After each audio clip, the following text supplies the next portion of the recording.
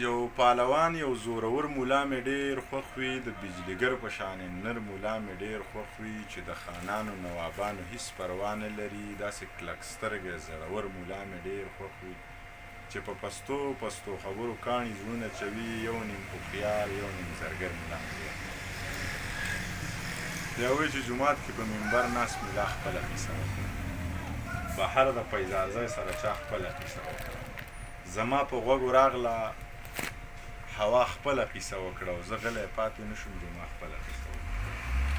لږ واوره. مولا پکې د مستو مستو هورو ذکر وکړو، یو شیخ پکې د خپل وخت د کجورو ذکر وکړو، هوا راته د ګونډو او مجبورو ذکر وکړو، جو ما پکې په تش لاس دانې. نو خبر وي د ټولو نه اول وشوې په ما پسې کنځلې، بیا غلې پټې پټې په مولا پسې کنځلې، سپورزل په ښکلو وکړې په هوا پسې کنځلې، یو دی لیوني ونه کړې په چا پسې کنځلې. نو ستا خیال دی یو زه پکې د امن او د مینې په مسلک یم، د عدم تشدد په فلسفه باندې ښه کلک یم، خلاف د جنګ جګړې بم بارود او د ټوپک یم، پښتون یم د دې خلکو د لوبو چنچنکې.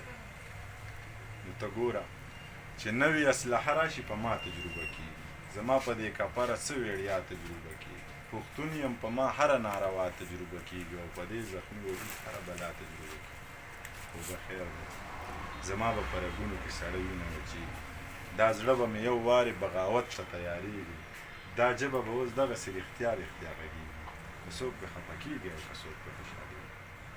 زه نور په خپلو غوښو پردي سپي نه شم ساتلی، او دا ځینې بې ضمیره بیا بیخي نه شم ساتلی، په خپلو وسایلو ستا بچي نه شم ساتلی، او بس نورې سپورې کړکې په تندي نه شم ساتلی. ژوند څه د ماتو بنګړو بار دی، ویر مو په حال باندې په کار دی، خوار پکې خان خان پکې خوار دی، او چې زمرود یې پیداوار دی، مونږ په هغې وطن کې لوږې تېروو. زمرود یې پیداوار دی، مونږ په هغې وطن کې لوږې تېروو.